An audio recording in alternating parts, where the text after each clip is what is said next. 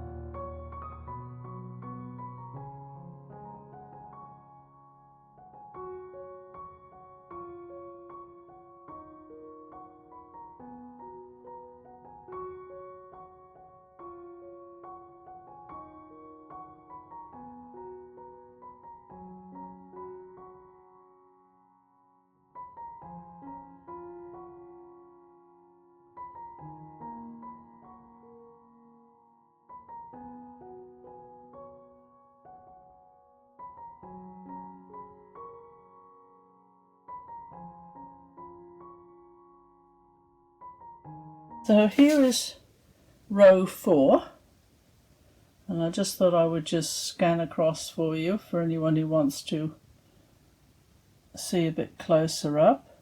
As you can see, the hand is there with the goblet, and that's the fluid being poured in by the servant, and there's his hand.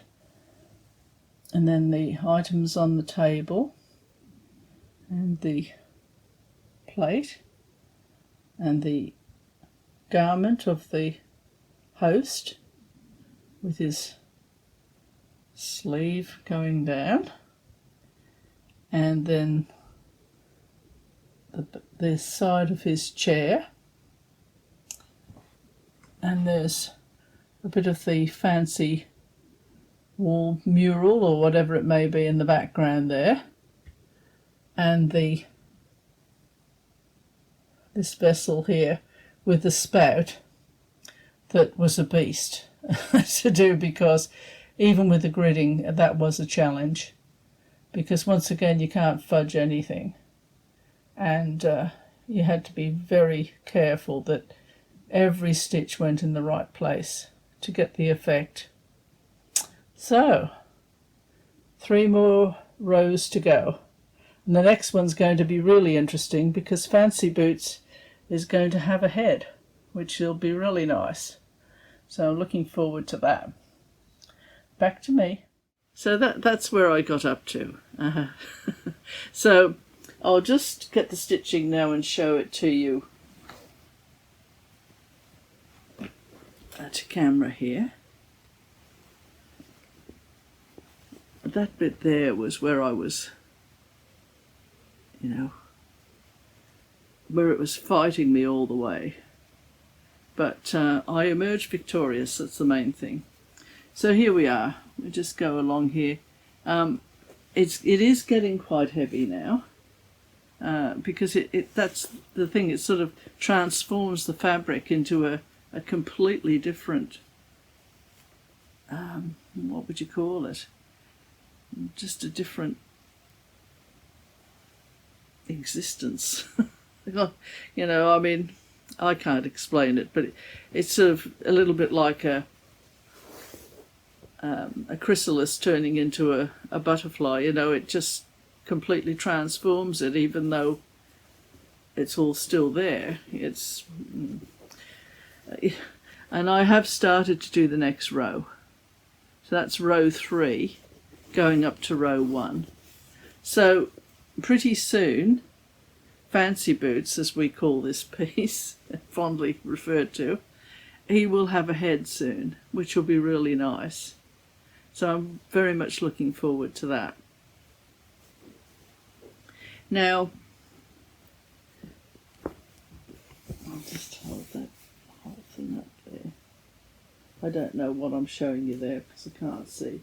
But anyway, so rest assured you won't have to see it too much more once I get those 3 more rows in, because you must be, at least some of you must be fed up with seeing Fancy Boots by now. But that's what happens when you're doing full coverage, and that's one of the reasons why I don't update this one too often, because I just do my row and then I update, because there's obvious progress being made, and I just get a little bit frustrated when there's a full coverage that's shown, and you've done one finger and now you've done another finger kind of thing. When it's full coverage, that really doesn't butter any parsnips. You need a bit of progress to be seen, whereas the smaller pieces, well, it's different. You're more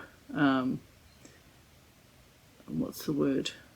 You're more engaged, I suppose, in looking at a piece that's smaller, and you're getting to see the detail of that. That's a bit different. Well, that's what I think anyway. So now my plan now is in May, the start of May, and normally I do Mania, but this year it's a bit complicated. because on the 1st of May I'm going to start a piece for a member of the family, and it's going to be a secret stitch, so I can't really show it as I'm going in real time. I can only show it after it's completed and the person has received it. So what I thought I'd do is I will film it as I go with all the details, and then when the person's received it I will put that video up. So but the thing is, because I'm doing that, there's going to be a bit of a moratorium on fancy boots, although I intend on stitching him till the end of April, and then I'll start on the 1st of May the piece that I'm going to be doing. So that is just something, you know, to keep in mind. And, you know, if you don't sort of hear from me, that's probably because I'm working very hard to get this piece out to this person.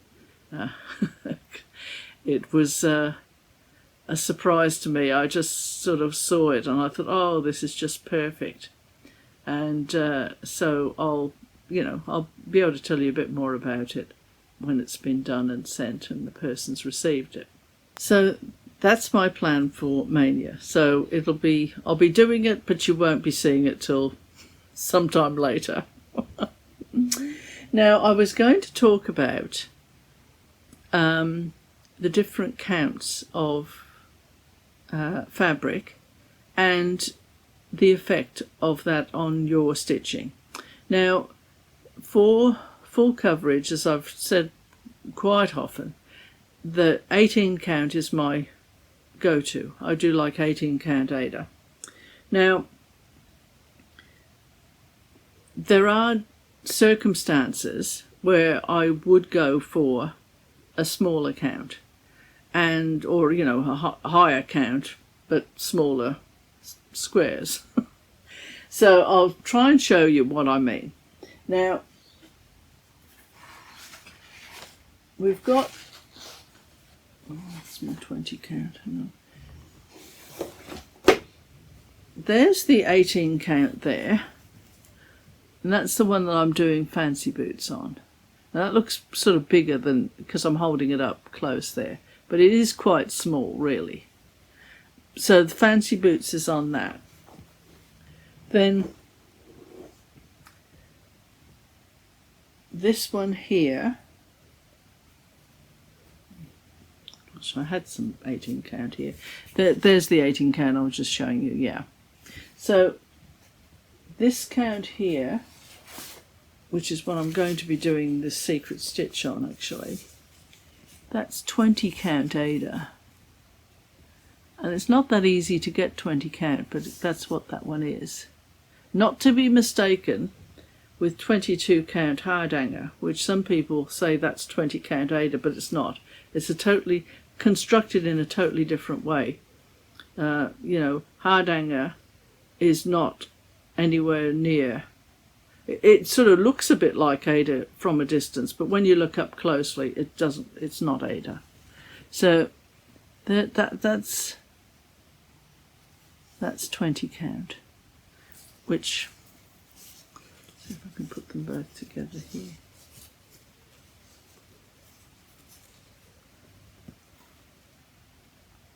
Yes, you can see that this one is smaller squares, right?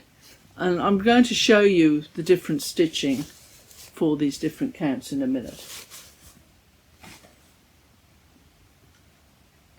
And this is 28 count, which, as you can see, is a lot smaller.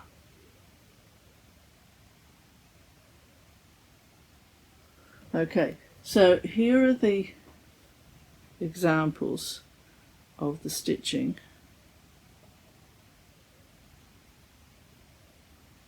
Now that's 18 count, and that's Scout up there, right? So that's what the effect is on a face. This is the 20 count. That was one of the ones that I Harlequin will put the name of it on the bottom here. So that's 20 count, and that is the normal size. And then we have 18 count, and as you can see, it's a lot finer. So if this is Skating Minister, of course. Now, if I was stitching a full coverage where I wanted the faces to be fine, like the Minister, then I would choose 28 count. But it would have to be because I wanted the faces to be the main thing. But the effect is still fine in the 18 and the 20 count of the faces. It's only if you particularly want a delicate kind of look, I think, a finer look. And